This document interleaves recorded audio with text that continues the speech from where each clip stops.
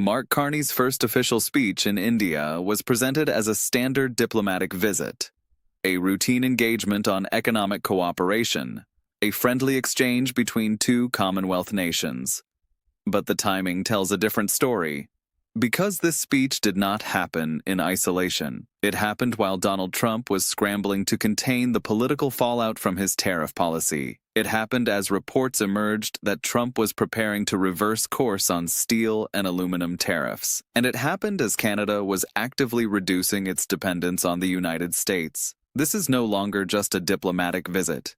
This is strategic repositioning. Carney delivered his address in New Delhi to a gathering of Indian business leaders, government officials, and international trade analysts.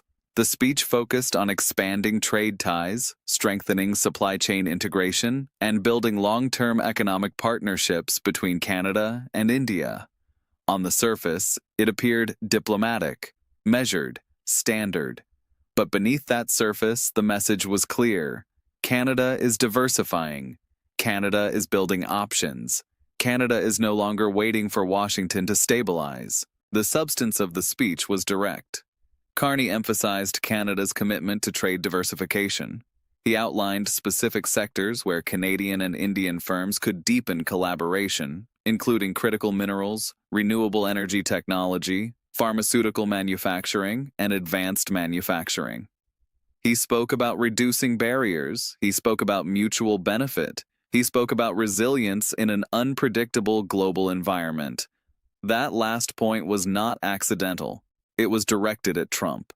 Carney did not mention the United States by name. He did not need to. The context made the message unavoidable. Because while Trump was imposing tariffs, threatening infrastructure projects, and creating economic instability, Canada was in India building alternatives. While Trump was isolating the United States, Carney was expanding Canada's network. The contrast was not subtle. It was structural. Now consider the timing. Just days before Carney's India speech, reports emerged that Trump was considering rolling back his tariffs on Canadian steel and aluminum. Those tariffs, which Trump once called essential, were collapsing under political and economic pressure. Trump's approval ratings had dropped. Business leaders were openly critical. Republican lawmakers were uneasy. The policy had failed. And as that failure became undeniable, Carney was standing in New Delhi, announcing new trade partnerships. That timing is not coincidental. It is strategic. Because Carney understood that Trump's leverage depended on Canada having no alternatives. If Canada remained economically dependent on the United States, Trump could apply pressure indefinitely. But if Canada built strong trade relationships elsewhere, that pressure evaporates. India represents exactly that kind of alternative. With a population exceeding 1.4 billion, a rapidly growing economy, and significant demand for Canadian exports, India offers Canada both market access and strategic flexibility. The speech also addressed critical minerals. Canada is one of the world's leading producers of lithium, cobalt, nickel, and rare earth elements. These materials are essential for electric vehicle batteries, renewable energy systems, and advanced electronics. India is investing heavily in clean energy infrastructure and domestic manufacturing. The alignment is obvious. Canada has the resources. India has the demand. Together, they can reduce dependence on supply chains dominated by China or subject to U.S. political volatility. This is not abstract trade policy. This is operational diversification. By strengthening ties with India, Canada reduces its vulnerability to American pressure. Trump can threaten tariffs, he can block infrastructure, he can deploy rhetoric. But if Canadian firms have access to Indian markets, his threats lose force. That is the entire point of diversification. It transforms leverage into irrelevance. Indian officials responded positively. Government ministers emphasized their interest in deeper collaboration with Canada. Business leaders outlined potential partnerships. Trade associations discussed expanding bilateral investment. The response was not performative, it was substantive. Because India also benefits from reducing dependence on unstable trade partners. If the United States is imposing tariffs unpredictably, India has an interest in building relationships with stable, rules-based economies like Canada. What makes this partnership particularly significant is its scope. This is not a single trade agreement. This is a framework for long-term integration across multiple sectors. Pharmaceutical supply chains that reduce dependence on Chinese manufacturing. Critical mineral agreements that bypass American processing facilities.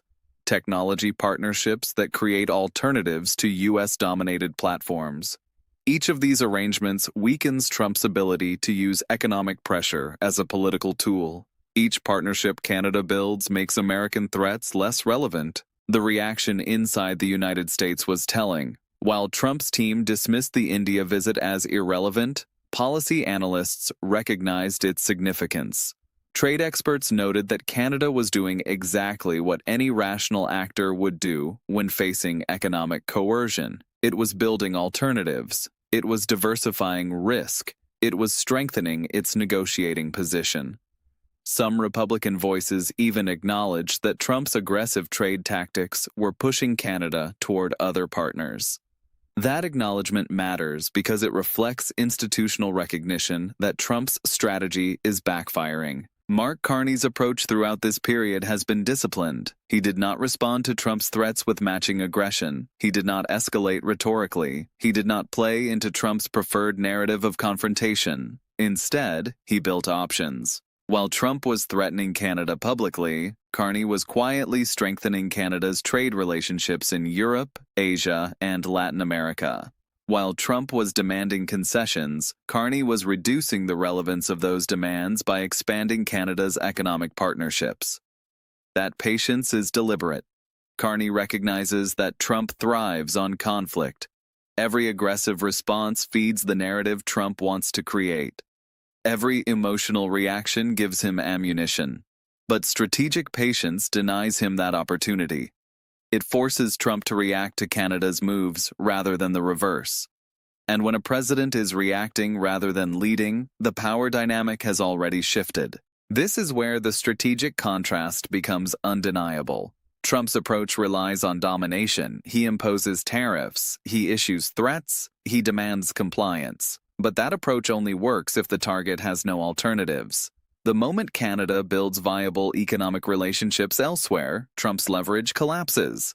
And that is exactly what is happening. Canada is not surrendering. Canada is diversifying. And diversification is the ultimate response to economic coercion. The India speech also sent a signal to other countries. It demonstrated that Canada is a reliable partner even under pressure. While Trump was creating uncertainty, Canada was maintaining stability. While the United States was abandoning international agreements, Canada was honoring commitments. That contrast strengthens Canada's credibility. It makes Canada a more attractive partner.